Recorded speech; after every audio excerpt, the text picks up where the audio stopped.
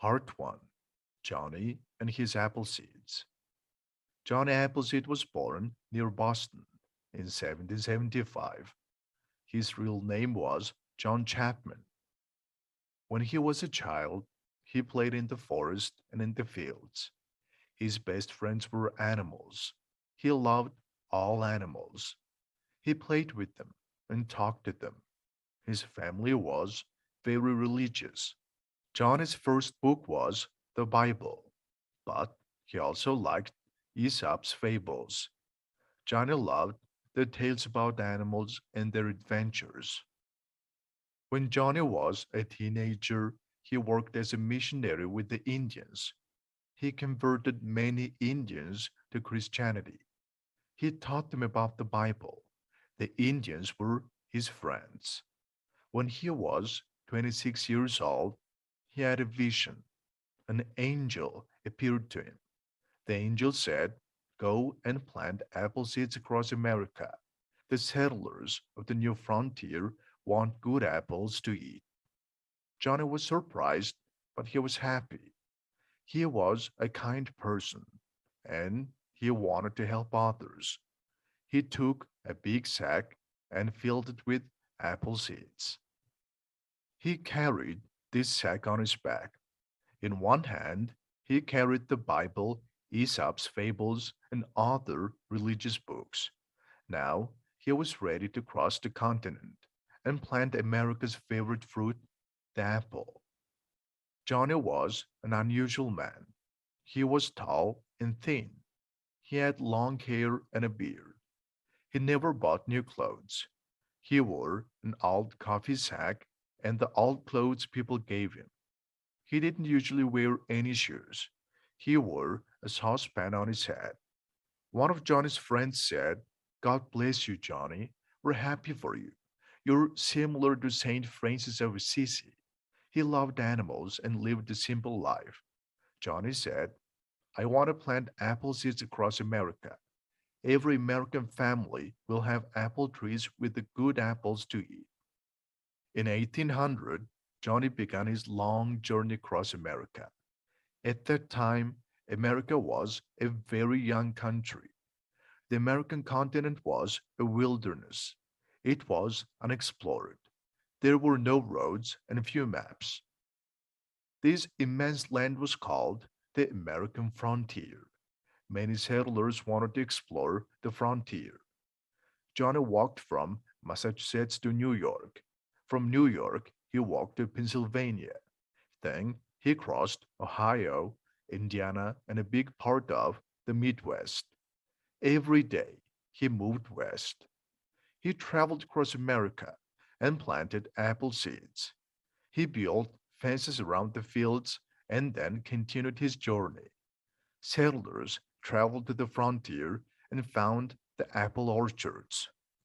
They ate the delicious fruit, green, red, and yellow apples. When the settlers found an apple orchard, they built a home there. Other settlers dug up the apple trees and took them to new lands. Some of Johnny's trees traveled to the west coast on the Pacific Ocean. When Johnny found a family of settlers, he visited their log cabin. He helped them with their work. He told the children stories and sang songs. One day, Johnny visited a family of settlers in the Midwest. This family loved books. He gave them a few pages from his books. "You can read them and give them to me when I return in a few months," he said. The family was very happy. In this way, Johnny created the first library on the frontier. Many children learned to read thanks to Johnny and his library. Part 2. Johnny becomes a legend. For many years, Johnny walked thousands of miles across the frontier. He planted apple seeds, lent books, protected animals, and made friends with settlers and Indians. The Indians liked Johnny because he had no weapons and respected nature. Johnny learned to speak the languages of many tribes. One summer morning, many Indians arrived at a frontier village. The Indians wanted to destroy the village and kill the settlers. The settlers wanted to send a messenger to a military fort to ask for help. The fort was 30 miles away. It was very dangerous. There were enemy Indians everywhere. Johnny wanted to save the lives of the settlers. He knew all the secret paths in the forest and in the mountains. He wasn't afraid. He took the message to the fort. The soldiers at the fort got on their horses and went to defend the settlers. A few years later, Johnny visited an Indian village. He heard the Indian chief say, "Many settlers live near the river. Tonight, we will kill all of them." That evening, Johnny ran to the home of every settler and said, "The Indians will attack you tonight. Run away. Go and hide in the forest."